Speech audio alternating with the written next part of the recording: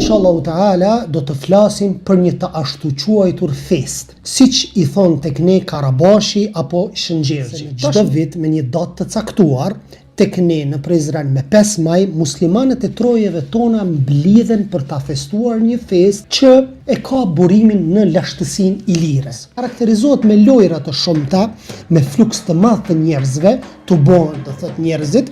Gjurmët e kësaj feste shkojnë në lashtësi, shumë larg, tek populli ilir, të cilët besonin në shumë zotra, sepse siç e dim vëllezër të nderuar, feja e ilirëve ishte fe pagane, do të thonë ata ishin pagan të cilët besonin në shumë zotra. Ardhja e nazaretizmit apo krishterizmit, si duket, nuk e shkeli nga rrënja këtë festë. Në këtë çështje mund të ndalemi edhe mund t'ja bëjmë një kundërpërgjigje të gjithë atyre të cilët thonë se muslimanët shqiptar duhet të kthehen tek origjina. Origjina e tyre nuk ndalet vetëm tek nazaretizmi apo tek të krishterët, tek katolikët. Nëse thu tek origjina, atëherë ilirët kanë qenë pagan.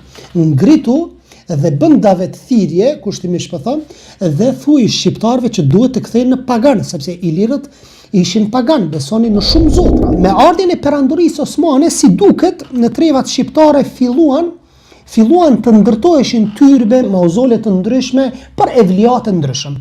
Atëherë, siç bën me nazaretizmin, me krishterizmin, populli shqiptar çfarë bëri? Një pjesë e tyre këtë janë veshën fesë islame dhe i adhuronin, do të thotë, ato tyrbe apo ato varë, e morën një emër dhe e shpifën duke thënë kjo është Karabash.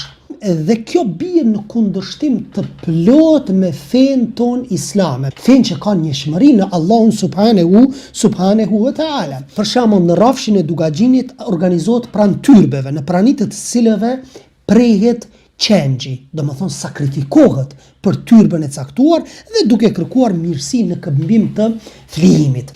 Ata të cilët janë më të vjetër e dinë se i mirnin shelgjet, do të thonë i mirnin disa pjesë nga drunjet dhe i vendosnin tek shtëpia për të marrë bereqet apo ku e diun, do të thonë gjërat duke u marrë me gjëra të shpikura që s'kan bazë në fen e Allahut subhanahu wa taala.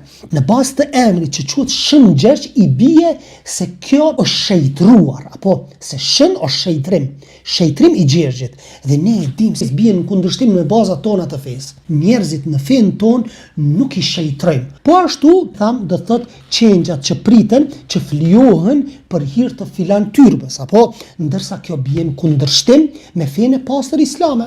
Dhe nuk lejohet të presh kurban për filan evlian apo filan të vdekurin, sepse kjo është në kundërshtim me bazat e fesë së pastër islame. Po ashtu kemi edhe në suratul Kauthar, ku Allah subhanahu wa taala thot fasalli li rabbika wanhar, dhe prej thot dhe andaj falu për Zotin tënd dhe therr kurban. Ku vetë Muhamedi sallallahu alaihi wasallam na ka thënë që Allahu e mallkon atë person, subhanallah, e mallkon atë person i cili pret sakrifikon për dikë tjetër përveç Allahut subhanahu wa taala.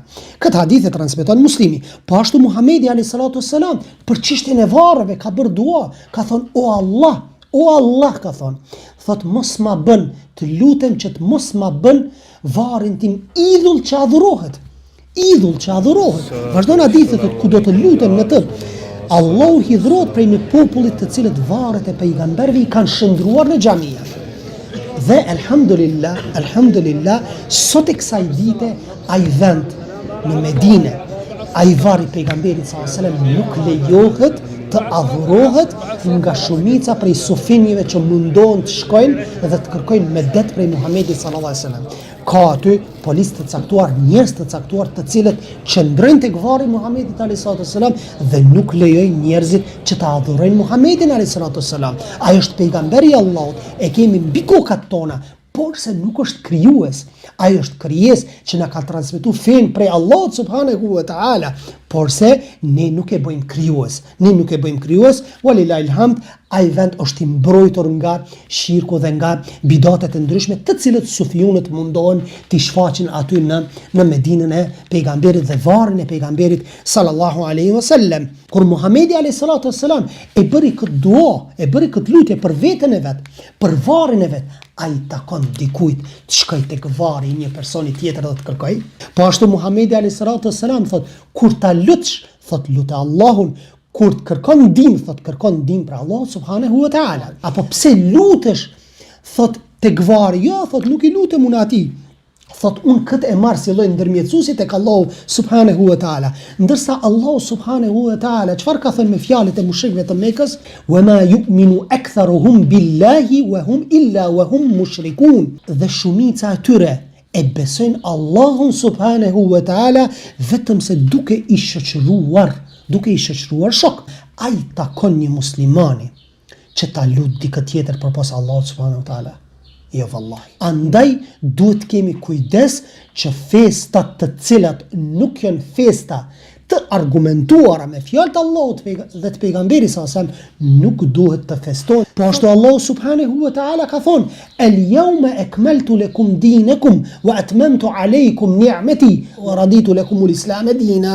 Sot ua përsosa fen tuaj dhe dhuntin dhe thot çfarë, thot ndaj jush dhe zgjodha që Islami të jetë fe e juaj. Surat al-Maide ajeti 3. Po ashtu Muhamedi sallallahu alaihi wasallam ka thënë: "Men ahdatha fi amrina hadha ma laysa minhu fa huwa rad." Kush pik në çështjen tonë që nuk është prej saj, ajo është e refuzuar, thot. Nëse keni ndonjë mosmarrveshje mes jush, farudduhu ila Allah war Rasul. Kthehuni tek Allah dhe kthehuni tek pejgamberi sallallahu alaihi wasallam. Suratul Nisa ajeti 59. Dhe nëse I ktheni Allahut subhanahu wa taala, nëse I ktheni sunetit Muhamedit sallallahu alaihi wasallam, vallahi kur nuk keni për të humbur.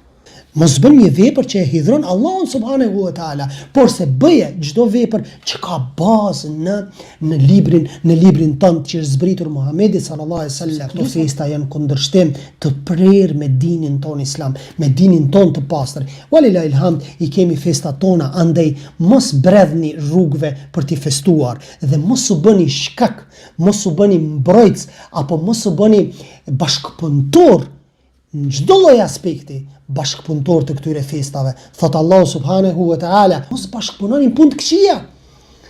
Andaj, gjithë ata të cilët bashkëpunojnë në këtë fest kanë me marrë mëkatin e kësaj feste. Lusim Allahun azza wa jall që të na falë neve dhe juve dhe ta udhëzoj popullin ton në rrugën e pastër islame.